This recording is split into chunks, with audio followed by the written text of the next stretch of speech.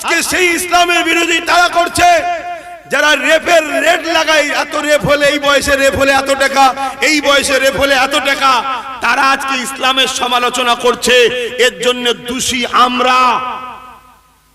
কেন? আমরা মরে গেছি, আমরা শুধু বেঁচে আছি সুরাতে সকলে, আমরা ভেতর থেকে মারা গেছি, আমরা বেঁচে নেই। আমরা যতটুকু আছি ইসলামের দুশ্মনদের দালালি পা চাটার জন্য বেঁচে আছি।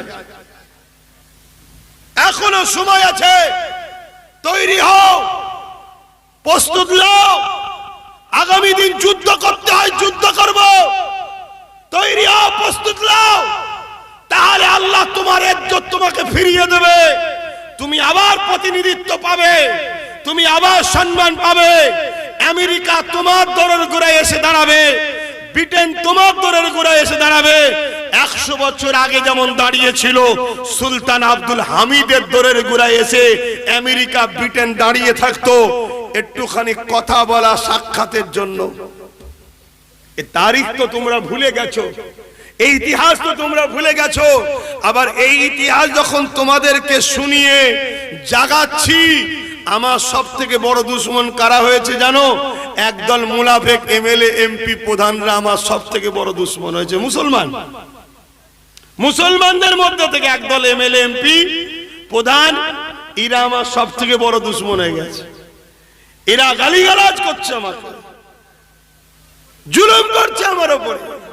কিন্তু মনে রেখে দিও, এদের কথাকে আমি থরি পাত্তা দিই নাকি? কেন?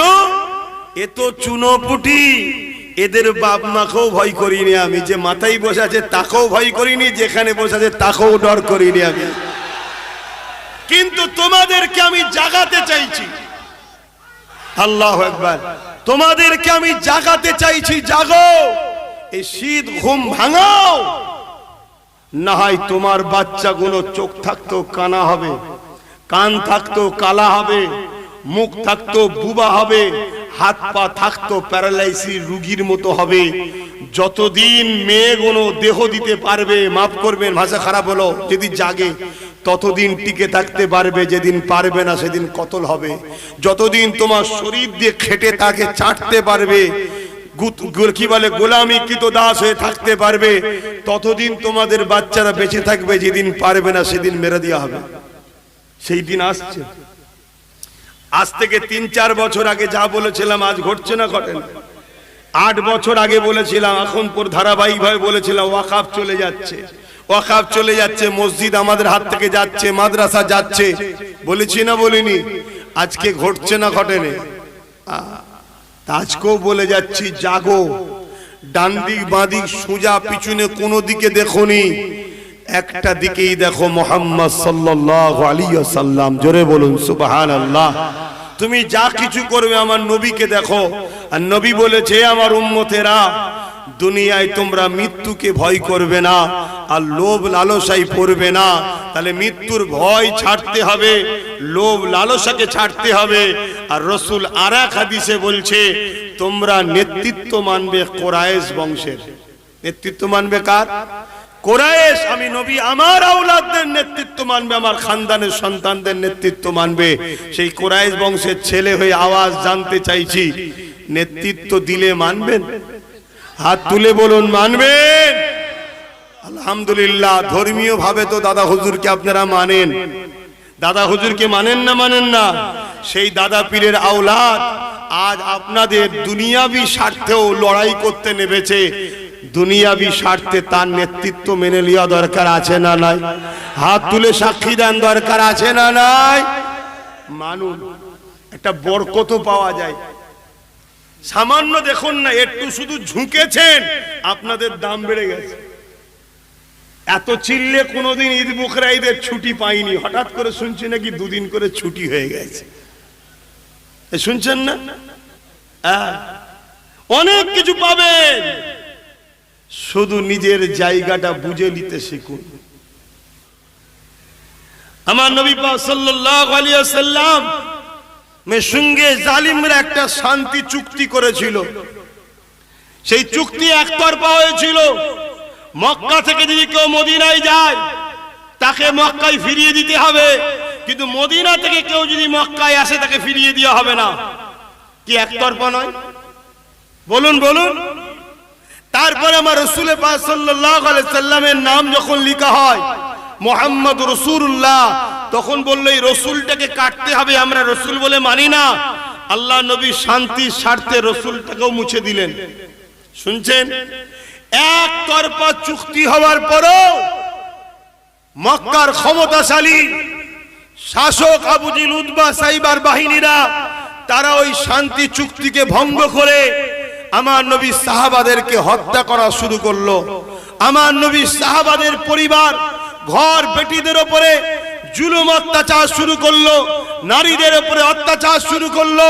আমার আল্লাহ পাক তখন ঘোষণা দিলেন, হাবিব, এরা চুক্তি করেছিল নিজেদের মন মতো করে, তারপরও আপনি শান্তির জন্য মেনে নিয়েছিলেন। একতরফা চুক্তি হওয়ার পরও আপনি মেনে নিয়েছিলেন, কিন্তু আজকে তারাই চুক্তিকে ভঙ্গ করে এলাকায় সন্ত্রাসী করছে, এলাকায় জুলুম করছে, এলাকার শান্তিকে বিঘ্ন করছে।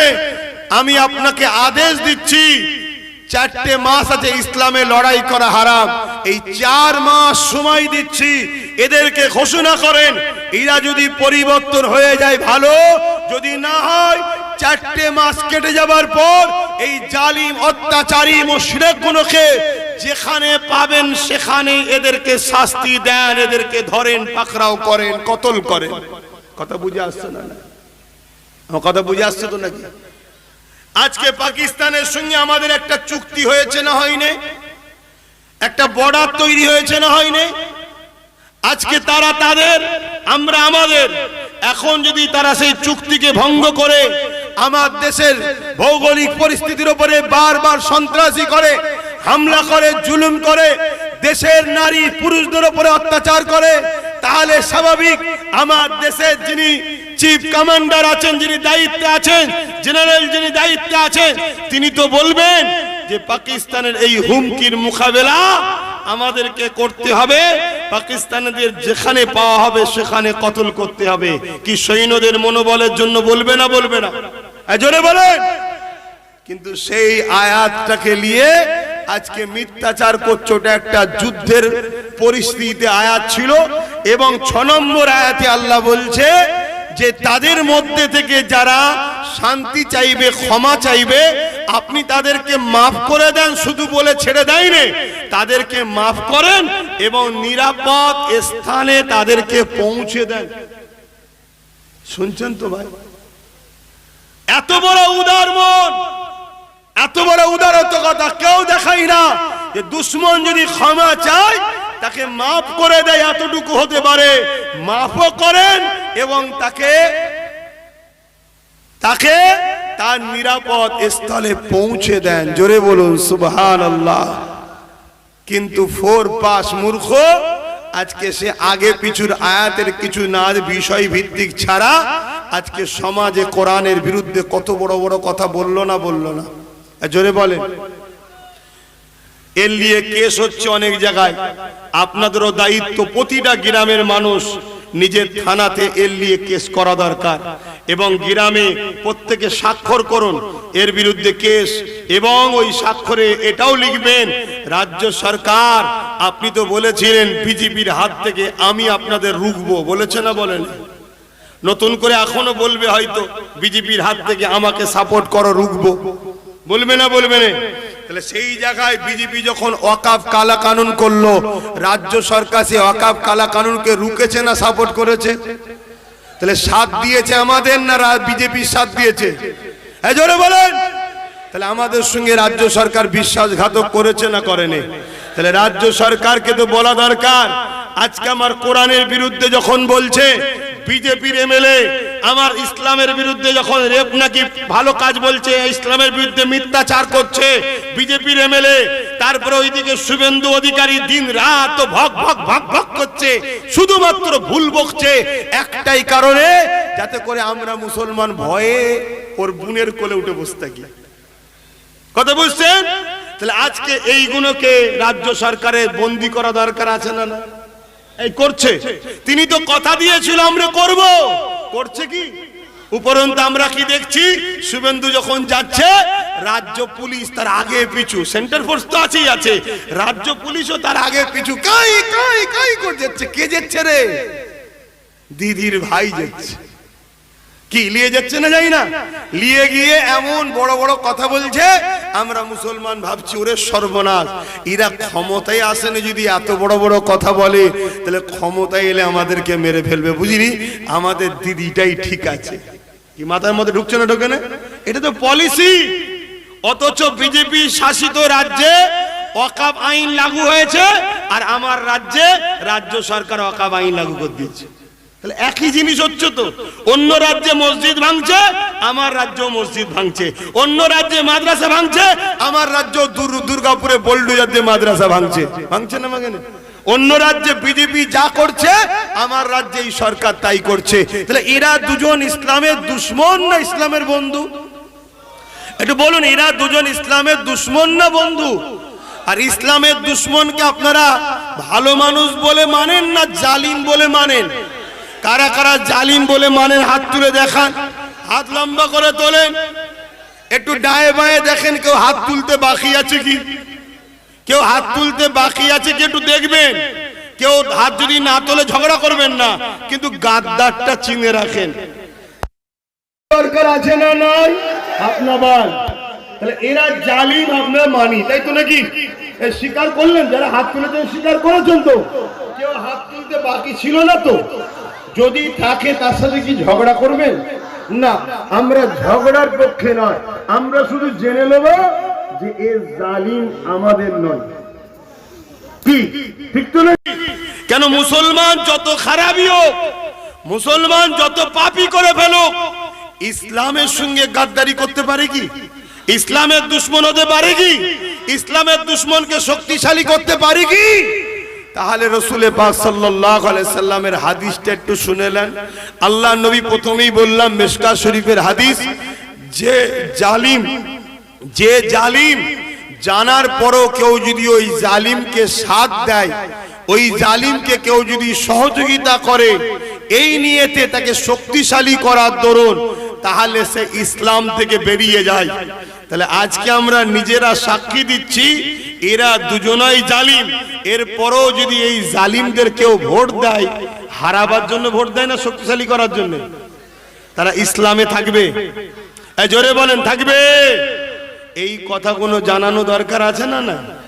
আর এই কথাগুলো যখন জানাচ্ছি, আমার উপরে রেগে যাচ্ছে কারা? একদল মুনাফিক মুসলমান। কেন রাসূলুল্লাহর হাদিস বলছি তো তুই রাখছিস কেন রে? বলছে না, আমি তো মুসলমান সেজে আছি, মূলত আমি অনেক আগেই ধর্মান্তরিত হয়ে ইসলাম ছেড়ে দিয়েছি, আমাকে পদ দিয়েছে, টাকা দিয়েছে, এদের হয়ে তোমাদেরকে শুধু কন্ট্রোল করে রেখেছি যাতে মুসলমানদের লিডার না হয়ে যায়। এই একটা দেখছেন না নওশাদ হচ্ছে, হ্যাঁ বাপরে বাপ, তাকে কত দিক দিয়ে ঘিরছে, হ্যাঁ তার ওখানে কতগুলো থানা করে দিয়েছে, কত রকম জুলুম, একটার পর একটা গুন্ডা চেঞ্জ করছে, কখন এ গুন্ডা, কখন ও গুন্ডা, কখন সে গুন্ডা, শুধু চেঞ্জ করছে। কি করে এই নেতাটাকে এই মুসলমানদের লিডার হয়ে যাচ্ছে রে?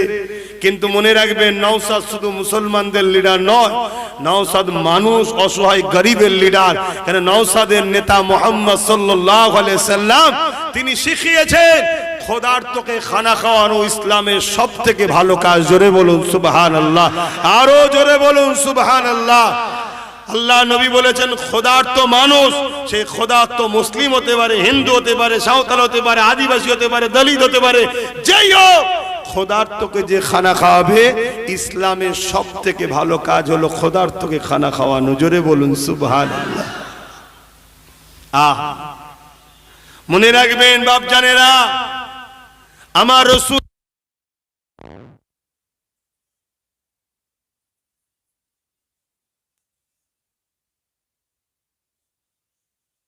জোরে ইসলামকে মিটিয়ে দিবার চেষ্টা করবে।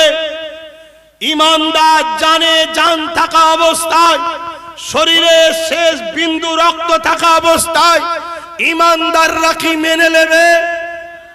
জালিমদেরকে ইসলাম মিটাতে ইমানদাররা সুযোগ কি দেবে? কোনদিন আমরা দিতে পারি না।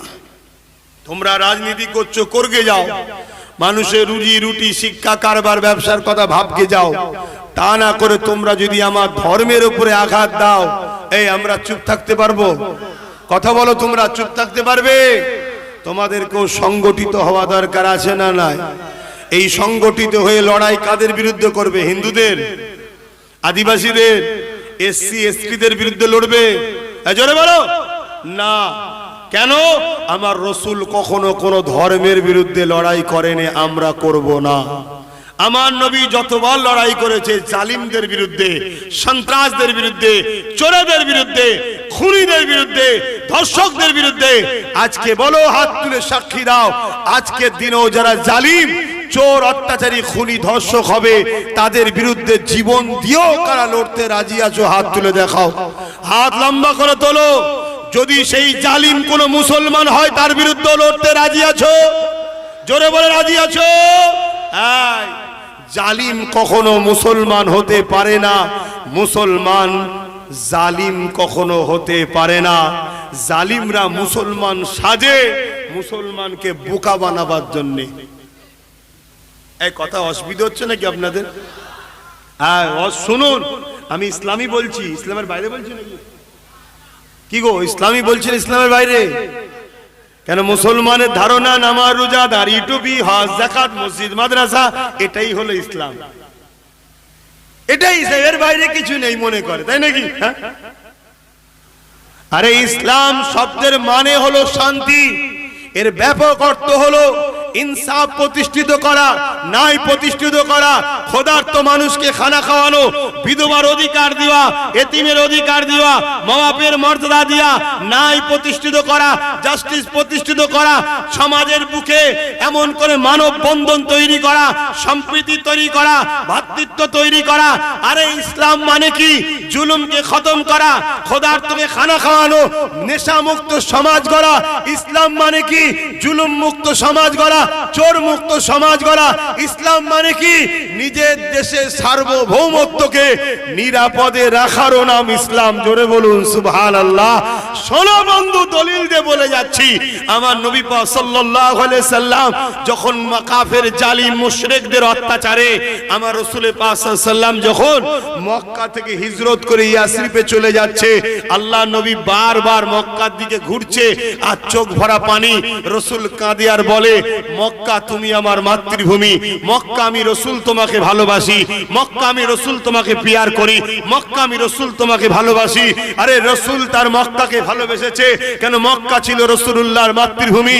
আরে নবী যেটা করেছে ওটা আমাদের জন্য সুন্নত। তাহলে ভারতের মুসলমান, তোমার আমার তো বলা উচিত, ভারতবর্ষ আমি অমুক তোমাকে ভালোবাসি, ভারতবর্ষ আমরা তোমাকে পিয়ার করি কেন? তুমি আমার মাতৃভূমি।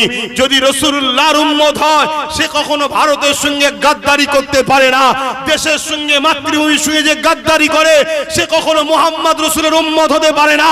যেমন আপনার এই ক্যানিং এ থানার মধ্যে একটা লেডিস কনস্টেবলকে রেপ করে হত্যা করা হয়েছে, এর জন্য যেমন পুলিশ চরিত্রহীন হতে পারে না, পুরো পুলিশ যেমন নারী দেহ শোষণকারী হতে পারে না। তাই পুলিশ সেজে কেউ যদি নারী দেহ শোষণ করে, তাহলে সে গাদ্দার, তার জন্য পুলিশ সমাজ গাদ্দার নয়। তাই মুসলমান সেজে কেউ যদি দেশের সঙ্গে গাদ্দারি করে, তাহলে সে গাদ্দার। মুহাম্মাদের গোলাম কখনো দেশের সাথে গাদ্দার হতে পারে না। জোরে বলুন সুবহানাল্লাহ, আরো জোরে বলুন সুবহানাল্লাহ।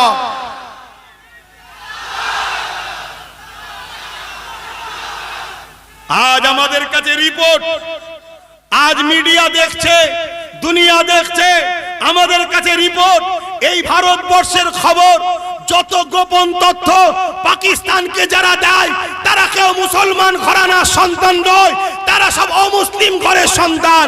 তার মানে এটা নয় যে অমুসলিম ঘরের সন্তান হয়েছে বলে সব অমুসলিমরাই দেশদ্রোহী, এটা বলা যেমন আমার শোভা পাবে না। তাই বাংলাদেশে কেউ দীপুকে মেরেছে, ভাইটাকে মেরেছে, এর জন্য যে মেরেছে সে কুলাঙ্গারের ফাঁসি দেওয়া দরকার, কিন্তু সেটা তাদের আভ্যন্তরীণ ব্যাপার, তারা কি করবে তার দেশের ব্যাপার। আর আমার দেশের স্বরাষ্ট্রমন্ত্রী, আমার দেশের যারা বিদেশ মন্ত্রী, তাদের লেনদেনের ব্যাপার। কিন্তু আমি জানতে চাইছি, তাহলে আমার দেশেতে ওই বাংলাদেশে কেউ একজন মারলো তার জন্য যেমন মুসলমানরা দোষী সবাই হতে পারে না, যে মেরেছে সে দোষী, কিন্তু আমরা আমার দেশে দেখছি হাজারো মুসলমানকে জয় শ্রীরাম স্লোগান দিয়ে পিটিয়ে পিটিয়ে মেরে ফেলা হচ্ছে। আপনার এই ক্যানিং বারাইপুরে কিছুদিন আগে পায়ে দড়ি বেঁধে টেনে টেনে টেনে টেনে মেরে গিয়ে তারা সব অমুসলিম ছিল। আজকে জানতে চাইছি, যদি সেই জয় শ্রীরাম স্লোগান দিয়ে মারার দরুন, যদি আল্লাহু আকবার বলে মারার দরুন যদি ইসলাম সন্ত্রাসবাদ হয়, তাহলে জয় শ্রীরাম স্লোগান দিয়াতে তাহলে কি হিন্দুরা সন্ত্রাসবাদ? এটা কি বলা আমাদের জন্য শুভ হবে? জোরে বলুন না। ও শিক্ষা আমার মোহাম্মদ রসুল দেয়নি। তোদেরকে কে কি কালচার দিয়েছে আমি জানি না, তবে আমরা ইসলামের ঘরের ছেলে, আমরা জানি যে দোষ করেছে সে দোষী, তার জন্য তার মাযহাব তার ধর্মগ্রন্থকে গালি দেওয়ার ইজাজত ইসলাম দেয়নি। এটাই তো ইসলামের শ্রেষ্ঠত্বের পরিচয়। জোরে বলুন সুবহানাল্লাহ, আরো জোরে বলুন সুবহানাল্লাহ। কিন্তু দুঃখের বিষয়, তারপরও আমাদেরকে এত কিছু বলার পরও সেই আমাদেরকেই আসামির কাঠগড়ায় তোলা হয়। কারণ কি ভাই? কারণ কি? মাইকের বুঝতে পাচ্ছেন তো কারণ কি? কারণ একটাই, আমাদের আব্বা জান নাই, আমাদের বাপ নাই, গার্জেন নাই। দেখছেন না, সাধারণ কোন মুসলমান যদি রাজ্য সরকারের বিরুদ্ধে একটা কিছু কথা বলে, এলাকার মুসলিম এমএলএ এমপি নেতাগুলো তার বিরুদ্ধে কেস করে জেলে ভরে দিচ্ছে। কেন? আমার আম্মার বিরুদ্ধে বললি কেন? কি করে না করে না? আর অত বড় কথা বললো, এলাকার এমএলএ এমপি মন্ত্রী মুসলমান যারা আছে কেস করছে তাদের বিরুদ্ধে। জোরে বলেন কেন? ওইগুলো আর এইগুলো একই, রসুনের মাথাগুলো আলাদা, পিছনটা দেখবেন সব এক জায়গায়। এদের জার্সি আলাদা, যারই নাম আল্ট্রাটেক তার নামই কিন্তু এলটি সিমেন্ট। এলটি থেকেই তো আল্ট্রাটেক হয়েছে নাকি? অতএব টাকার ইপিট উপিট সব একই। আর আমরা ভাবলাম বিজেপি কে রুখতে একে সাপোর্ট করব। আমরা একবারও ভাবলাম না রে, জার্সিটা শুধু চেঞ্জ রে, ওরই ছোট বোন, এটা একই ব্যাপার। এ কথা খারাপ হয়ে গেল নাকি? কেন আমার রাজ্য সরকার বলেনে কোরআন শেষ হয়ে যাবে, আমার উন্নতি শেষ হবে না? বলেছে না বলেনে? এটাকে আপনারা সাপোর্ট করেন? জোরে বলেন, এটাকে সাপোর্ট করেন? তাহলে যারা আজকে এই যে কোরআনের বিরুদ্ধে বলেছে এর নামে কেস করছেন, আজকে জিজ্ঞেস করতে চাইছি, তারা কি রাজ্য সরকারের বিরুদ্ধে মুখ খোলেন? রাজ্য সরকার তো বলেছিল কোরআন শেষ হয়ে যাবে আমার উন্নতি। এই কথাটা ঠিক বলেছে? কোরআনের পক্ষে না বিরুদ্ধে? কোরআনকে অপমান করা হয়েছে না হয়নি? তাহলে তার বিরুদ্ধেও তো দুটো কথা বলা দরকার মৌলী সাহেবদের, ছিল না ছিল না? বলেন। আর এই কথা যখন আমি বলবো বা আমাদের মতো উলামারা বলবে, কিছু মুসলিম এমএলএ এমপি আছে তারা আমাদের বিরুদ্ধে কথা বলে না বলে না? তাহলে ও কোরআনের পক্ষে, কিন্তু সে যে আছে মুসলমান। কেন? যদি ও না থাকে, ওই জায়গায় যদি কোনো ইমানদার মুসলমান নেতা হয়ে যায়, তাহলে তো এই জালিমদের কপালে বাজ পড়ে যাবে। যেমন একটা হওয়াতে সবার মাথায় বাজ পড়ে গেছে, যে ওর সাথে যদি আরো গোটা 20-30 থাকতো কি হতো বুঝতে পারছেন আজকে? তাহলে বলেন আব্বাস সিদ্দিকী কিছু ভুল করছে না তো? কেন? আমি দেখেছি, আমি ধর্ম প্রচার করি, হুজুর মানুষ হয়ে গেছে, আমি তার ওই দিকে যেতে পারছি না, ওই জন্য ওকে বলেছি তুই ওই দিকে যা। এই পাঠিয়ে দিয়ে ওকে কিছু ভুল করিনি তো? আপনারা আমার সাথে একমত তো নাকি? হাত তুলে বলুন একমত তো নাকি? আলহামদুলিল্লাহ। ধোকা দেবেন না, ধোকা দিলে আমার কিচ্ছু ক্ষতি হবে না, খোদার জাত পাকের কসম করে বলেছি, আমার কিচ্ছু হবে না। একটা লাঠি দিয়েছে ভাঙরের লোক, পুরো বাংলার দুশ্মনদের জালিমদের পিছনে তাড়া করছে। যদি ওর সাথে আরো কোটা 20-30 আল্লাহ যদি কোনোদিন মেলায় আপনাদেরই দ্বারা, তাহলে বাকি সব ভাইয়ের রাতের ঘুম তো হারাম হয়েছে, দিনের বেলাও ঘুমোতে দেবো না। শুনছেন তো নাকি? অসুবিধা আছে আপনাদের? আমার ভাইটার সাথ দিতে অসুবিধা আছে কারো? কার কার অসুবিধা আছে আমার ভাইয়ের সাথ দিতে? অসুবিধা আছে? আরে বুক টান করে হক কথা বলতে অসুবিধা কিসের? আর হক কথা বলো, আমার ভাইয়ের কারা সাথ দেবে একটু হাত তুলে দেখাও তো দেখি। ঠিক বলছো? দূরে কাছে যে যেখানে আছো সাথ দেবে। আমার মা বোনরা আপনারাও আল্লাহকে সাক্ষী রেখে হাত তোলেন, আমাদেরকে দেখাতে হবে না, আল্লাহ দেখুক। এই হাত সত্য তো? আমার ভাইয়ের সাথ দেবে তো? এখন মা বোনেরা যদি বলে সবই ঠিক আছে বাবাজি, আমি তো ওই 1000-1200 পাই, ওইটা কি করে ছাড়ি বলো তো। আমি মা বোনেদের জন্য একটা ছোট্ট মেসেজ দিয়ে আবার ওই দিকে যাচ্ছি আলোচনায়। মেসেজটা দিই নাকি, দেবো তো নাকি? মা বোনেরা যদি মনে করে খাতুনে জান্নাতের সঙ্গে জান্নাতে যাব, তাহলে মা বোনেদের ঘরে ত্যাগ তো স্বীকার করতেই হবে নাকি? হ্যাঁ, তবে একটা উদাহরণ দিচ্ছি। গত কয়েকদিন আগে বিহারে একটা ভোট হলো না? হ্যাঁ, বিহারে একটা ভোটে দেখছি কিছু মেয়ে মাথায় হাত দেয়, কোমরে হাত দিয়ে খুব নাচছে। সোশ্যাল মিডিয়ায় দেখেছেন আপনারা? তারপরে আবার কিছুদিন পরে দেখি কাঁদছে। তো মিডিয়া জিজ্ঞেস করছে क्या बात है, आज क्यों रो रहे हो, কেন কাঁদছেন আপনারা? তখন তারা বলছে আরে ये भाजपा वाला बीजेपी वाला 10,000 रुपया दिए थे, तो हम पैसा लेके उसको वोट दे दिए, पैसा लिए ভোট দিয়ে দিয়েছি, এখন ওরা জিতে গিয়ে আমাদেরই ঘর ভেঙে দিচ্ছে। শুনছেন? তুমি বুকে হাত দিয়ে বলো, তোমার এলাকা যদি মসজিদটা ভাঙা হয়, এই গ্রামের সব মুসলমান সাথ দেবে না দেবে না? সে যে দলই করুক, যাবে না যাবে না? কিন্তু কোন মুসলমানের ঘর যদি ভাঙা হয়, পাশের বাড়িটা সাথ দেবে? জোরে বলো, দেবে না।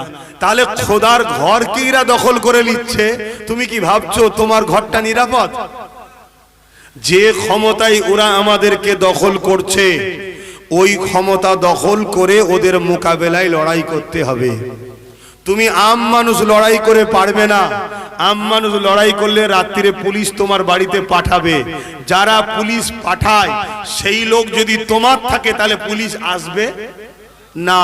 বলো, রাজ্য সরকার কি তোমার লোক? কেন্দ্র সরকার তোমার লোক? তাহলে তোমার লোক তৈরি করো। আমি জানতে চাইছি, নওশাদ কি তোমাদের নয়? জোরে বলো। কেন রাজ্য সরকার আর কেন্দ্র সরকার দুজন মিলে অকাব মিটাচ্ছে, আর নওশাদ সিদ্দিকী অকাবকে বাঁচাবার জন্য সুপ্রিম কোর্টে কেস চালাচ্ছে, জানো তো নাকি? তাহলে বলো, কে আপন কে পর ভাবতে হবে। তাহলে সেই জায়গায় যদি তার সাথ দাও, তার যদি আরো ক্ষমতা আল্লাহ বাড়ায়, তাহলে তোমাদের জন্য উপকার আছে না নাই? যদি বিশ্বাস হয় আমার কথা নেবে, না বিশ্বাস হয় যেদিকে খুশি যাও।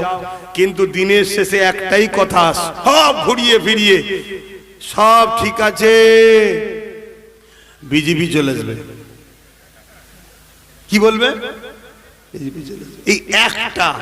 আমি জানতে চাইছি, আপনারা আল্লাহকে ভয় করেন না বিজেপিকে? জোরে বলেন। দ্বিতীয় নম্বর কথা, বিজেপি আর টিএমসির মধ্যে পার্থক্য কি আছে একটা বলুন, বলুন, একটা বলুন। কেউ বলতে পারছেন না? আমি বলবো, শুনবেন? আমি বলবো, হ্যাঁ পার্থক্য আছে, আপনারা জানেন না। শুনবেন, শুনবেন। বিজেপি হলো প্রকাশ্য দুশ্মন, আর এ বন্ধু সেজে দুশ্মন। আর শুনে রেখে দাও, মুসলমানকে কেউ সিনাতে গুলি করে ফিরে যেতে পারেনি। মুসলমানকে যতবার ঠকিয়েছে, পিছনে আঘাত করেছে, আর পিছনে আঘাত করে মুনাফিক বন্ধু সেজে যারা থাকে। কথা মাথায় ঢুকছে না? ঢোকে না? আমি ইতিহাস বলছি, আল্লাহ রসুল বলেছে, আমার ভয় হয় আমার উম্মতকে প্রকাশ্য দুশ্মনরা ক্ষতি করতে পারবে না, আমার উম্মতকে বন্ধু সেজে মুনাফিকরা ক্ষতি করবে। তাহলে বিজেপি হলো প্রকাশ্য দুশ্মন, এ হলো বন্ধু সেজে দুশ্মন। ভয়ানকটা বেশি কে মনে হচ্ছে? এখন এ কথা বললে তো আবার বলবে দেখেছো, দেখেছো।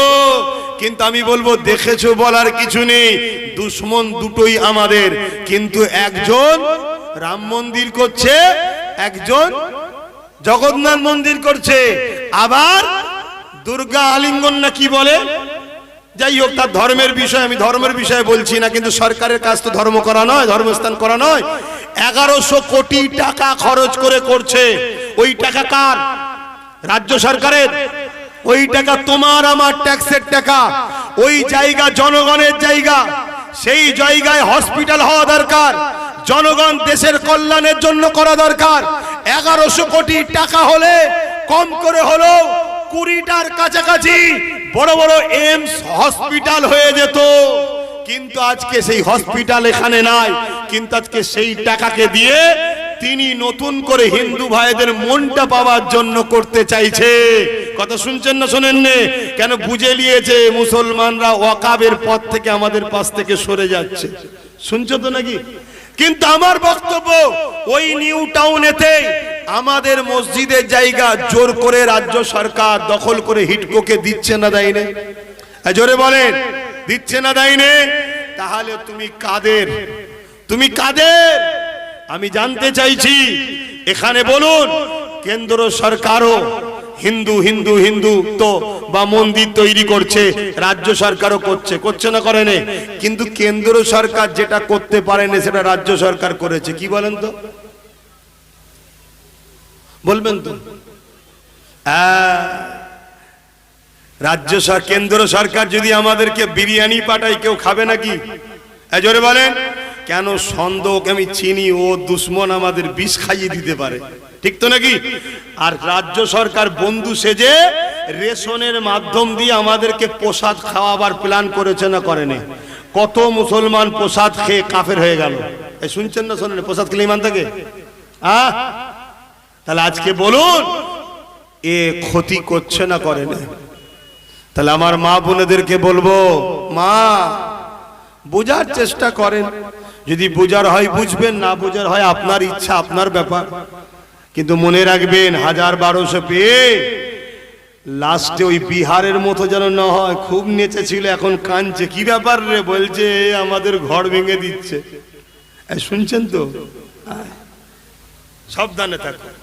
আরে সরকার যদি আমাদের দরদি হতো তাহলে এসআইআর এর বিরুদ্ধে সরকারের কেস করা দরকার ছিল না? ছিল না?